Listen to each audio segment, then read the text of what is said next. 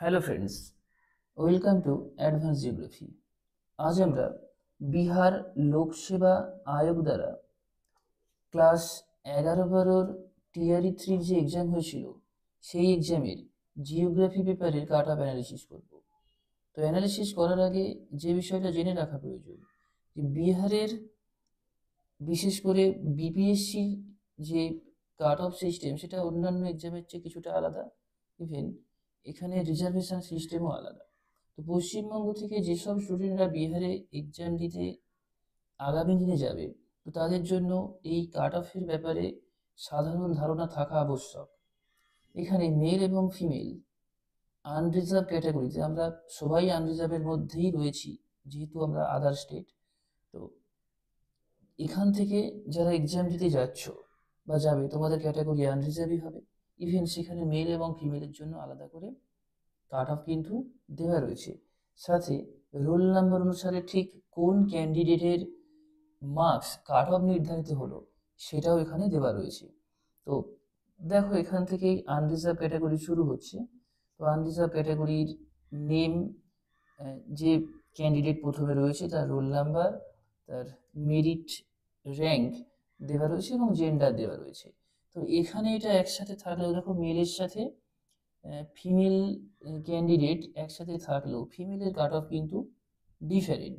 তো সেই পার্থক্যটা আমরা একেবারে এই পিডিএফ এর শেষে যে কাট অফ টেবিল আছে সেই টেবিল থেকে দেখব।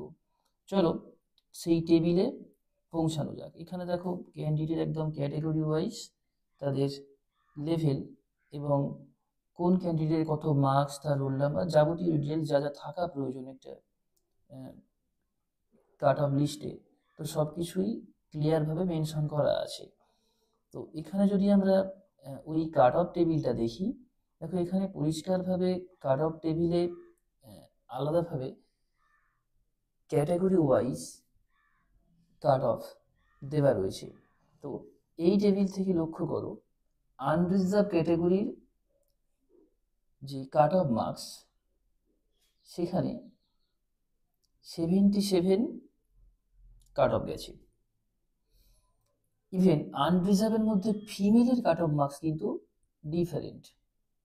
এখানে মেল এবং ফিমেল, মানে ফিমেলের জন্য আলাদা সেকশন থাকে ফিমেল রিজার্ভেশনে।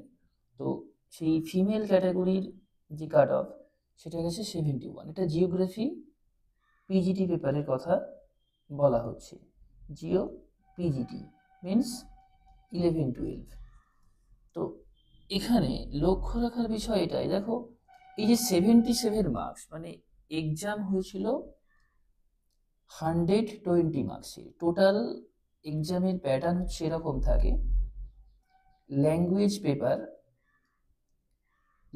পেপারের জন্য এখানে 30 মার্কস থাকে, দেন জেনারেল পেপারের জন্য থাকে 40 মার্কস, আর সাবজেক্ট পেপারের জন্য থাকে 80 মার্কস। কাট অফ তৈরি হয় নিচের এই 40 এবং 80 120 মার্কস নিয়ে। কিন্তু যেহেতু নেগেটিভ নেই, এরকমটা হয়ে যাওয়াই স্বাভাবিক, যেখানে 77 মার্কস মোর দ্যান ওয়ান ক্যান্ডিডেটের থাকতেই পারে। সেই সিচুয়েশনে পার্ট 3-র স্কোর যার বেশি তাকে প্রথমে প্রায়োরিটি দেওয়া হবে।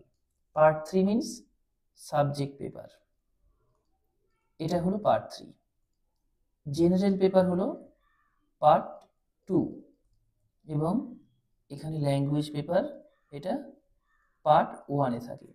তো দেন পার্ট 3-র স্কোর দেখা হবে যে পার্ট 3-তে ওই দুই ক্যান্ডিডেটের মধ্যে কে বেশি পেয়েছে। ধরো এরকম একটা সিনারিও আসলো যেখানে দেখা গেল ক্যান্ডিডেট এ এবং ক্যান্ডিডেট বি রয়েছে, দুজনেরই ধরো স্কোর 77।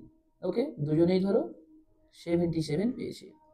এখন ক্যান্ডিডেট বি, ধরো এর পার্ট 3 মানে সাবজেক্ট পেপারে মার্কস রয়েছে 50 প্লাস জেনারেল পেপার, মানে এই 40-এর মধ্যে এখানে ধরো রয়েছে 27। ওকে, যোগফল 77।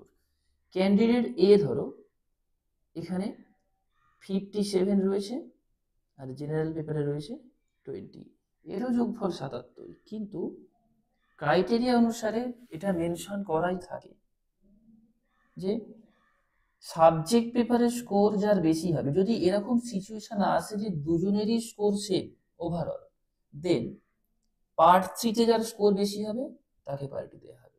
এবার এরকমও দেখা গেল যে এই সিচুয়েশনেও হয়তো 2-3 জন এক্সেপশনালি হয়ে যেতে পারে যাদের পার্ট 2 এবং পার্ট 3 দুই ক্ষেত্রেই সেম স্কোর, দেন তখন পার্ট 1 মানে যে কোয়ালিফাইং নেচার একটা পেপার থাকে সেই পেপারের স্কোর অ্যানালিসিস করা হবে, যেটা এখানে হয়েছে। দেখো, এখন মনে হতে পারে যে এটা তো হবার কথা নয়, এটা হয় এবং এটাই হয়েছে। কারো না কারো ক্ষেত্রে এটা হবেই, দেখো যার ক্ষেত্রে হয়েছে এবং যাকে নেওয়া হয়েছে, যার রোল নাম্বার হলো cut off, date of birth, সেটা হচ্ছে এটা। তো লাস্টে দেখা হয় ডিওবি। তো দেন পার্ট 1, সেখানে কি থাকে, এখানে ল্যাঙ্গুয়েজ পেপার ইংরেজি থাকে এবং তার সাথে অন্য একটা পেপার নিতে হয়। দেখো 1 থেকে 8 পর্যন্ত ইংরেজি কম্পালসারি, বাকি 9 থেকে 30 পর্যন্ত তুমি উর্দু নিতে পারো, হিন্দি নিতে পারো এবং বাংলা অপশানও আছে, বেঙ্গলি ল্যাঙ্গুয়েজও রয়েছে।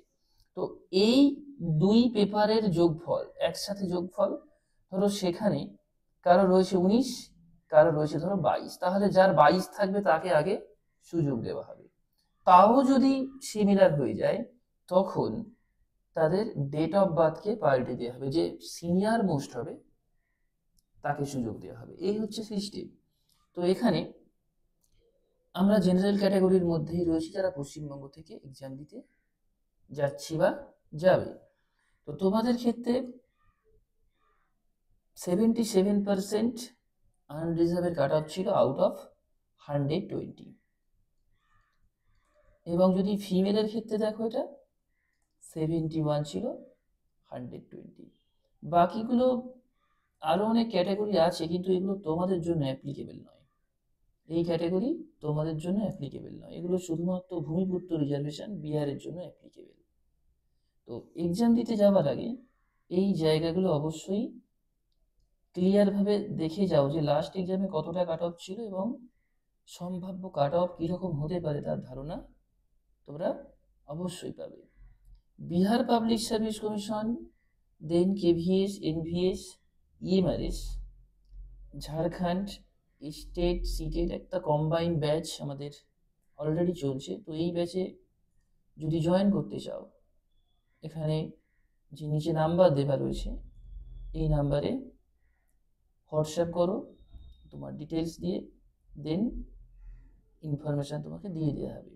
বা আমাদের যে ওয়েবসাইট রয়েছে বিসিওপি লার্নিং অ্যাপ লিখে সার্চ করো, বিসিওপি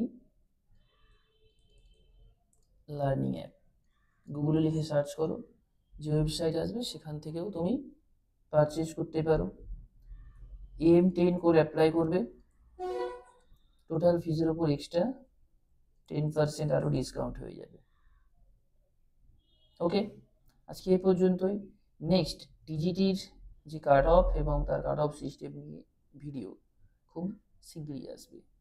অলরেডি এখানে অনেক কোর্সের জন্য লাইভ ক্লাসও চলছে, ফ্রি ক্লাস, যেমন একটা combined mock test series launch করা হচ্ছে ইউটিউবে, প্রতি সপ্তাহে তার ফ্রি ক্লাস থাকবে, যেটা WBPSC, net set, PG entrance এইসব এক্সামগুলোকে কভার করবে। তো সেগুলো সম্পর্কে বিস্তারিত জানতে চাইলে যে টেলিগ্রাম চ্যানেল আছে সেই চ্যানেল জয়েন হয়ে যাও, ওখানে সব ইনফরমেশান দেওয়া রয়েছে। ওকে, চলো আজ এই পর্যন্তই। নেক্সট অন্য এক ভিডিওতে টিজিটির কাট অফ নিয়ে ডিসকাস করা হবে।